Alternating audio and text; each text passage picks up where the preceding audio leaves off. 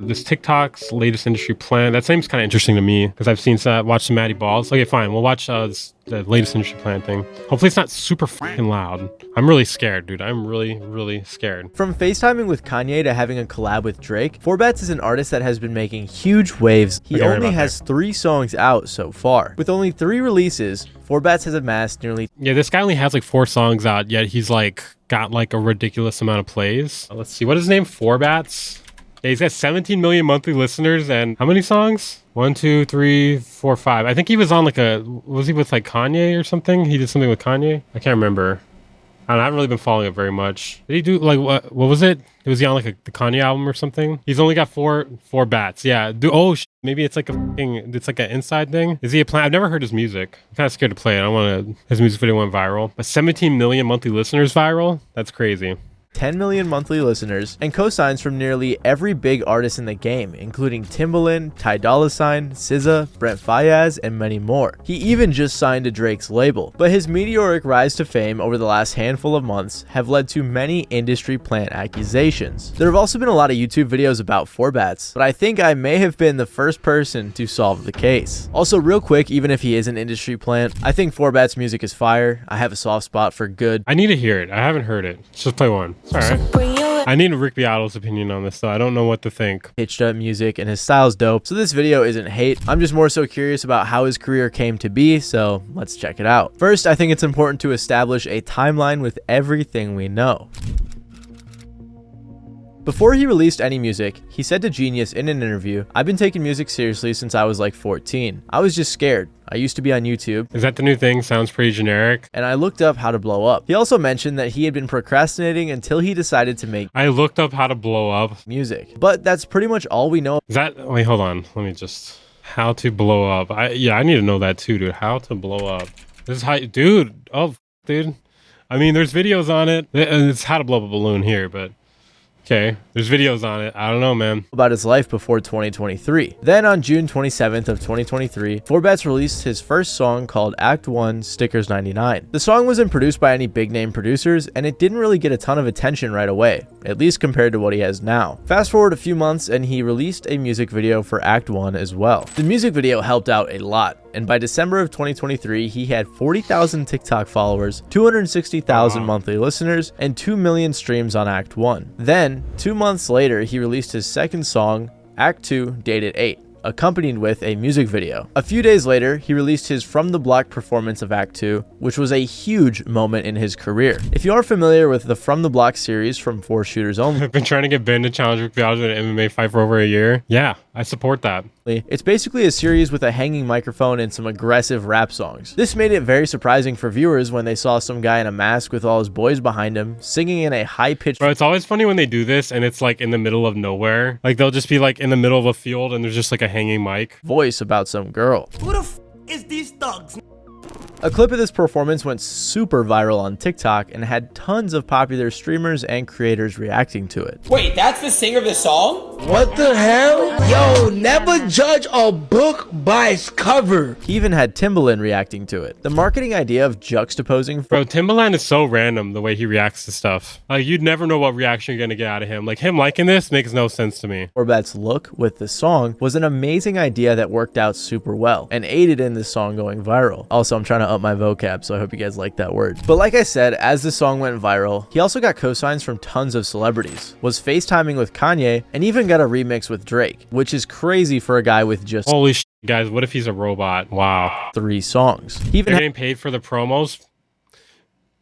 There's a high probability of that, dude. There is a very high probability. Had Robin Thicke doing a cover of his song. Not only that, but the song debuted at 77 on the... Especially if you have a manager who could easily pay for like a lot of this shit. Billboard Hot 100, rose to 59, and with the Drake feature has a chance of going #1. As Timbaland is trying to stop looking like a hater. Yeah, he doesn't want to... Oh, I don't have the chat on the screen. Yeah, he doesn't want to get those grades like Rick. 2 was blowing up. Forbats followed up a couple months on God, along with another music video. His debut 3-part act was clearly very well thought out and executed, and it was also super successful. At the time I'm recording this, 4bats has over... Where are these hanging mics coming from? So they have something, they have like a, it's not, I don't know if you call it a crane or something, but they basically have like a thing that holds it up above it, and you can't see it on screen. 600,000 followers on Instagram, over It's not a 100,000 crane. I don't know. It's like a little mini crane or something. I don't know I don't know what you call it. on YouTube, 600,000 on TikTok, and millions of monthly They're listeners. taking an actual crane to hold the mic. Now that's funny. I wish that was what they were doing.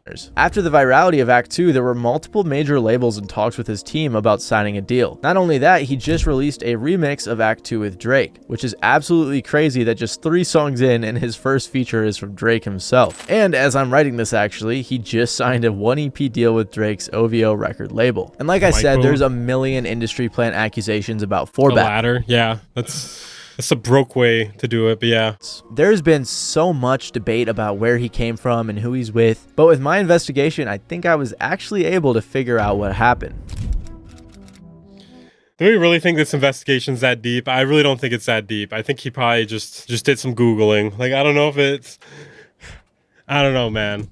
So first I did what most people would do and I checked out his social media pages. But the issue was that they were all created after his first song released. His YouTube was made in October last year, his Instagram was made in November, and his Twitter in December. So then I checked out his SoundCloud, and we can see that his name is Nico Bennett and he lives in Dallas, Texas. But other than that, there was no information there. Like I said earlier, he's also done a couple of interviews, but none of those have shed any light on his early music career other than the fact that he's been making music for a while. He has... Imagine he did like an actual investigation, like he hired like a PI and he had him like follow him around for weeks for this video. However, I wish I could do that. disclosed some information about his image. A lot of people also found his image to be too good for some random independent artist to think of himself, but 4bats claims that he came up with it on his own. He said to Billboard in regards to his mystique, "I've always been that nonchalant, mysterious one. It ain't like a plan that we do. What I do is I give people a little bit of something." He also said that he did the 3-part act because he wants to tell his story in a certain way. So again, there was no information there. However, one piece of information that's been Bro, maybe he's 4bats. floating around lately is that his manager is a lady named Amber Baker. Amber Baker, or Ambra G as she goes by online, is a creative strategist and content producer,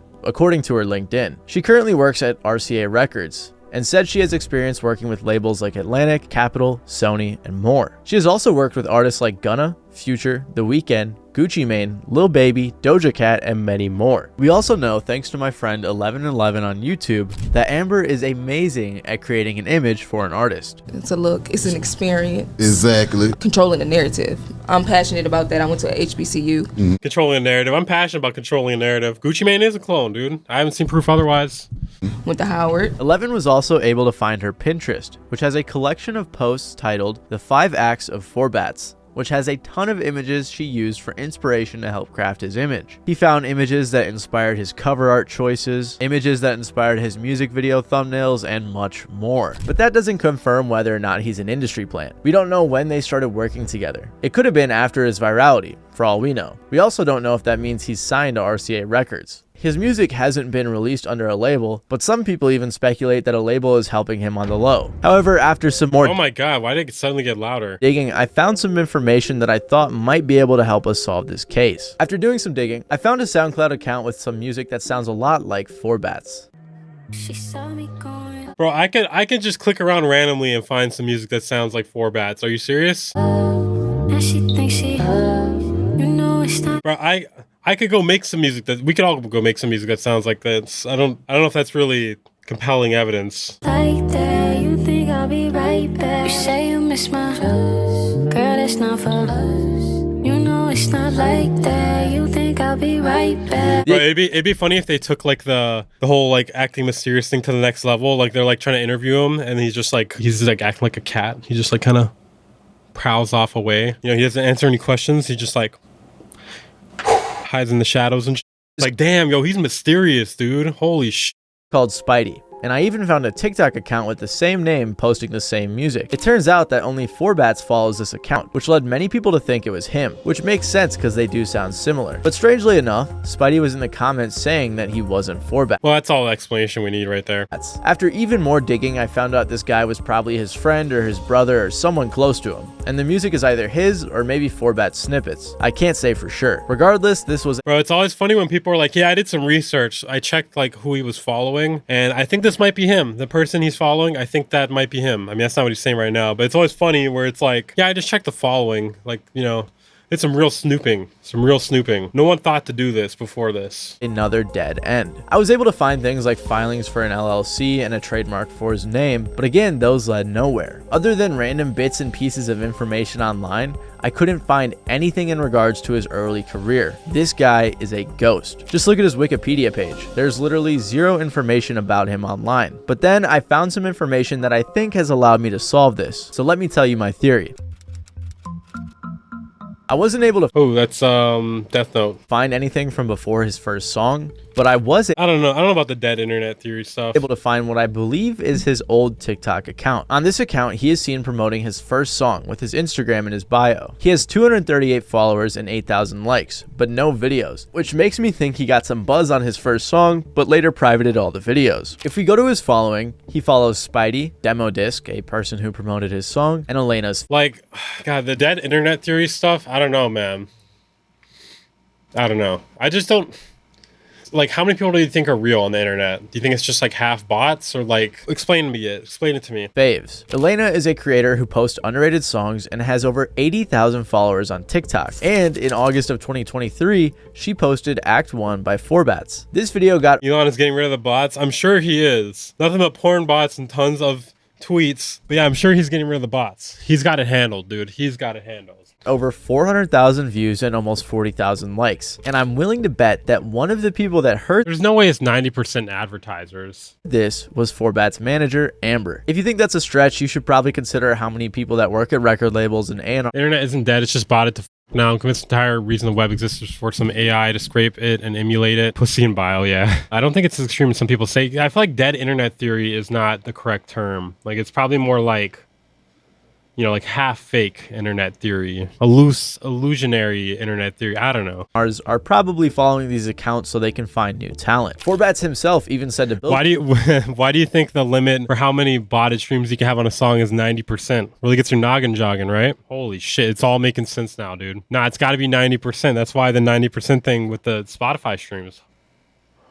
What? I cracked the case, guys. I did some deep investigations for this video. to shoot a video for stickers. So I was just going about trying to shoot a video and a lady hit me, which is Amber. She was like, "Oh, I can help you." And she helped me find a video pretty fast. And she was also like, "Yo, I manage." And this would make sense because all of his social media accounts were created after August. His first music video was released in October, 2 months after he likely got connected with Amber. I also found a TikToker named Kendall who said 4bat's management reached out to him in October for promo. Before he even blew up, Hey, we called it, guys. We called it. Paying for promo.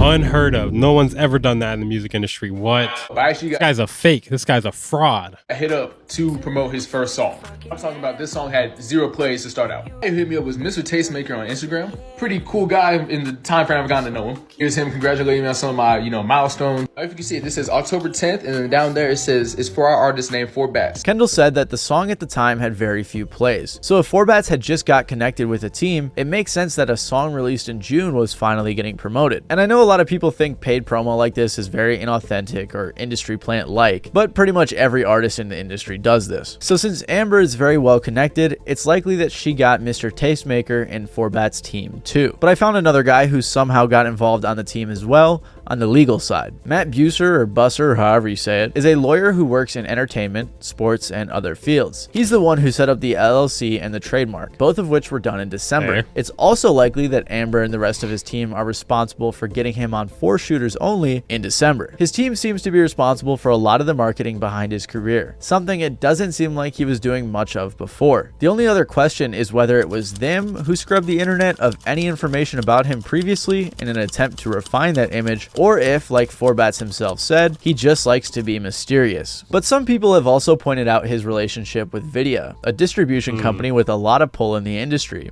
who who have also worked with Sexy Red. Well, there were a few sentences in the Billboard article So TLDR, he's not an industry plant. He's just mysterious.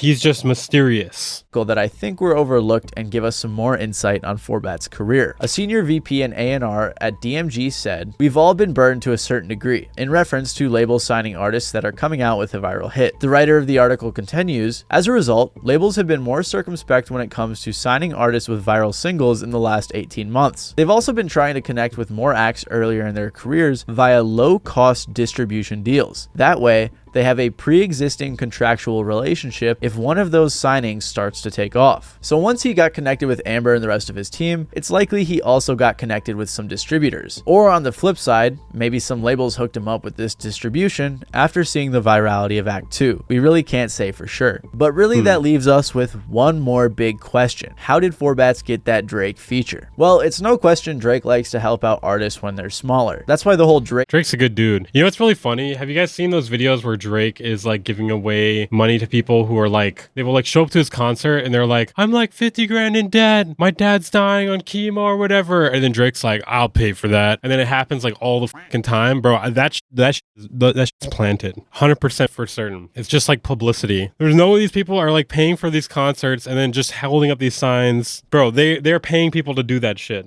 feature effect is such a big deal. And I'm sure that Forbats having a team as well connected as they are didn't hurt. Let me look it up. Drake pays for fan. Like, look at this. Like, it happens like all the fucking time, dude. Look at this. Drake gives fan $50K for spending their furniture money on Las Vegas concert tickets. Drake pays off fans' mortgage. Drake promises a fan $160K to help pay off their deceased mother's mortgage. Okay, there's more than this. I've seen it so many times, dude. Drake encountered a fan with MS and offered to connect her with 40 and pay her medical bills. Why did I say bills? There's more than this, dude. Like, it keeps going. Okay, Drake gives $100K to a fan at a concert who completed chemotherapy. It's just crazy because, like, why are these people paying for front row Drake tickets if they're in debt? It's just super weird, especially that it happens all the time.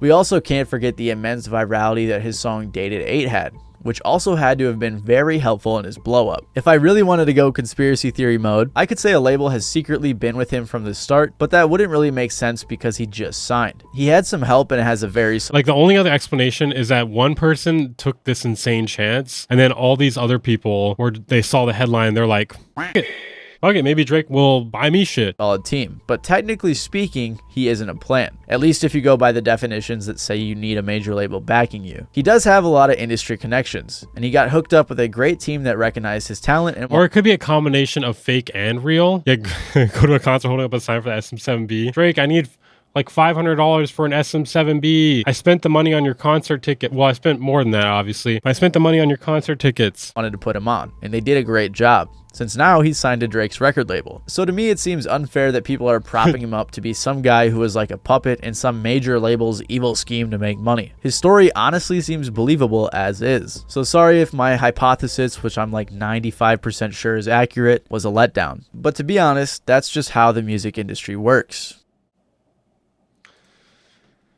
I mean, from what I gathered here, not an industry plant, just mysterious. I don't know, like the definition of an industry plant is like not super clear. I believe it's like having label backing and pretending like you don't have label backing and pretending like you have like organic blow up, just purely underground, purely by yourself. So I don't know. I mean, being mysterious can kind of contribute to that effect.